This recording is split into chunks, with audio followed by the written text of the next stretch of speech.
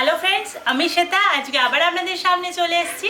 আর আজকেও চলে এসেছি একটা রেসিপি নিয়ে, যেটা দুপুরবেলা ভাতের সাথেও ভালো লাগবে বা রুটির সঙ্গেও ভালো লাগবে। সেটা পালং শাক দিয়ে করে দেখাবো। সেটা খুব ভালো একটা রেসিপি। আজকে যেটা করব সেটা হলো আলু আর পালং শাক দিয়ে একটা সবজি। পুরো রেসিপিটা দেখবেন। যদি ভালো লাগে তাহলে বাড়িতে একদিন অবশ্যই ট্রাই করবেন, আর কেমন লাগলো জানাবেন। আসুন দেখতে থাকুন।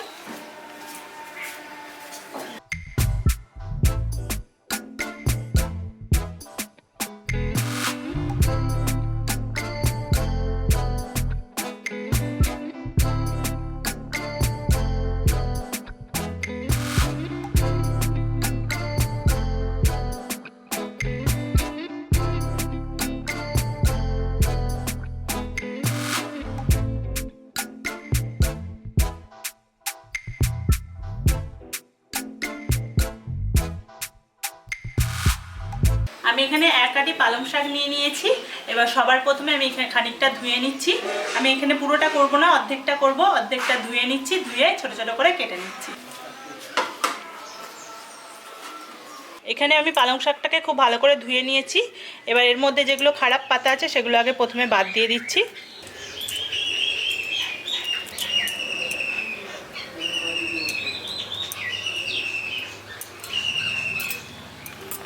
এবার পালং শাকের ডাঁটিটা বাদ দিয়ে দিচ্ছি আর পাতার পোর্শনটা নিচ্ছি।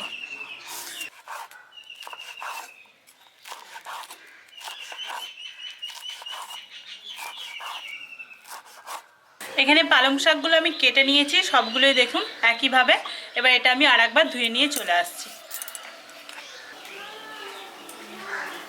কড়াইটা গরম হয়ে গেছে। এবার কড়াইয়ের মধ্যে সর্ষের তেল দিচ্ছি। আর এই রেসিপিটা পুরোটাই সর্ষের তেল দিয়েই করছি। আমি এখানে 2 চামচ সর্ষের তেল দিয়ে দিচ্ছি। তেলটা গরম হয়ে গেছে। এবার এতে আমি দিয়ে দিচ্ছি ফোড়ন, একটা শুকনো লঙ্কা, আর দিয়ে দিচ্ছি চা চামচের হাফ চামচ গোটা জিরে,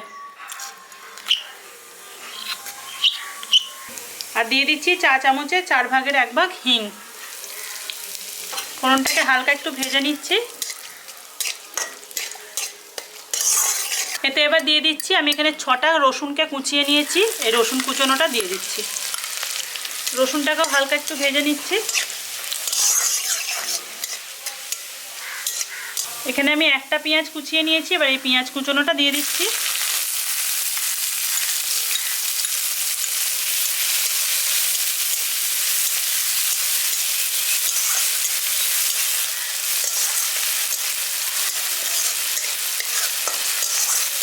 এবার এখানে আমি দিয়ে দিচ্ছি 1 চামচ আদা কুচোনো।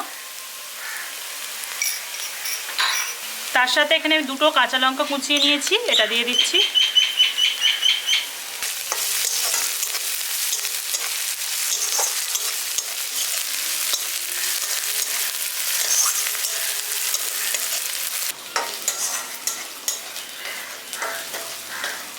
এবার এখানে আমি 2টো আলু কুচিয়ে নিয়েছি। আলুগুলোকে এরকম ছোট ছোট করে কেটে নিয়েছি। এবার আলুটা দিয়ে দিচ্ছি।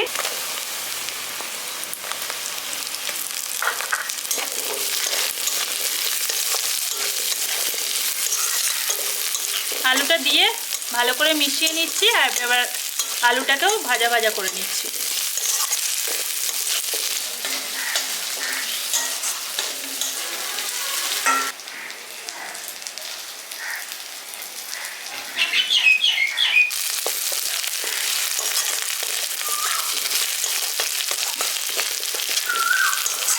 এখানে আলুটা আমি হালকা করে ভেজে নিয়েছি। এবার এখানে আমি একটা টমেটো কুচিয়ে নিয়েছি। এবার এই কুচনো টমেটোটা দিয়ে দিচ্ছি।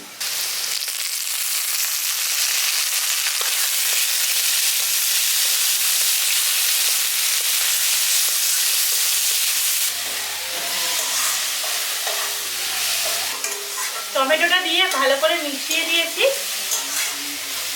এবার এর মধ্যে আমি গুঁড়ো মশলাগুলো দিয়ে দিচ্ছি। দিয়ে দিচ্ছি পরিমাণ মতো লবণ, হলুদ গুঁড়ো দিয়ে দিচ্ছি চা চামচের 4 ভাগের 1 ভাগ, কাশ্মীরি লঙ্কার গুঁড়ো দিয়ে দিচ্ছি চা চামচের 1 চামচ, আর ধনে গুঁড়ো দিয়ে দিচ্ছি চা চামচের 1 চামচ।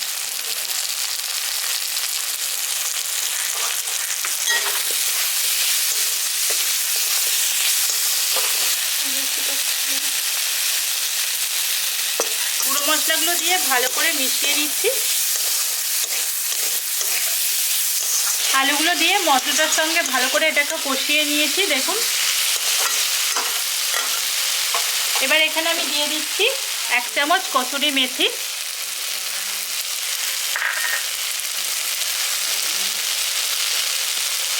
এবার এটা দিয়েও ভালো করে একবার মিশিয়ে দিচ্ছি।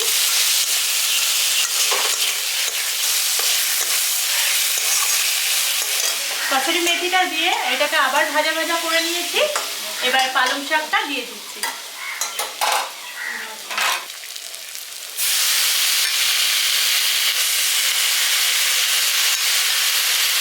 পালং শাকটা দিয়ে দিয়েছি। এবার এটা ভালো করে মিশিয়ে দিচ্ছি।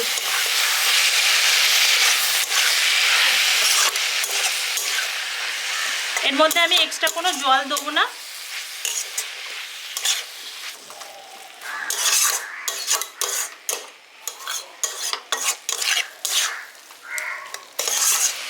পালং শাকটা দিয়ে ভালো করে মিশিয়ে দিচ্ছি।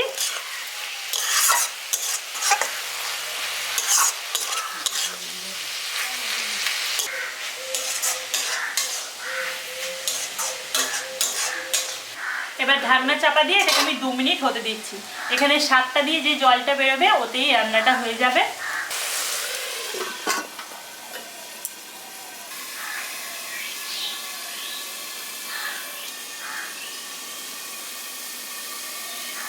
দু মিনিট ঢাকনা চাপা দিয়ে এটাকে আমি রান্না হতে দিয়েছি। এবার ঢাকনাটা খুলে নিচ্ছি।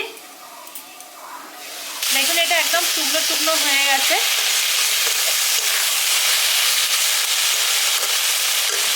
এবার সবার লাস্টে আমি 4 চামচের 4 ভাগের 1 ভাগ গরম মশলার গুঁড়ো দিয়ে দিচ্ছি। আর তার সাথে দিয়ে দিচ্ছি 1/2 চামচ ঘি। আপনারা ঘি যদি না দিতে চান তাহলে নাও দিতে পারেন। এবার দিয়ে আমি একবার মিশিয়ে দিচ্ছি। এখানে রান্নাটা একদম কমপ্লিট। আমি এবার গ্যাসটা অফ করে দিচ্ছি। আপনাদের যদি এই পালং শাকের রেসিপিটা ভালো লাগে তাহলে অবশ্যই আমার চ্যানেলকে লাইক করে দেবেন আর চ্যানেলটাকে সাবস্ক্রাইব করতে ভুলবেন না। আর যদি ভিডিওটা ভালো লাগে তাহলে প্রচুর প্রচুর শেয়ার করে দেবেন। আর এখনও যদি চ্যানেলকে সাবস্ক্রাইব করে না থাকেন প্লিজ সাবস্ক্রাইব করে দিন। আর পাশে থাকা বেল আইকনটা অবশ্যই ক্লিক করে দেবেন যাতে ভিডিওর আপডেটটা সবার প্রথমে আপনাদের কাছে চলে যায়। আবার নেক্সট দিন আসবো কোনো নতুন রেসিপি নিয়ে। সবাই ভালো থাকবেন, সুস্থ থাকবেন, সাবধানে থাকবেন। আজকেকার মতো বাই বাই।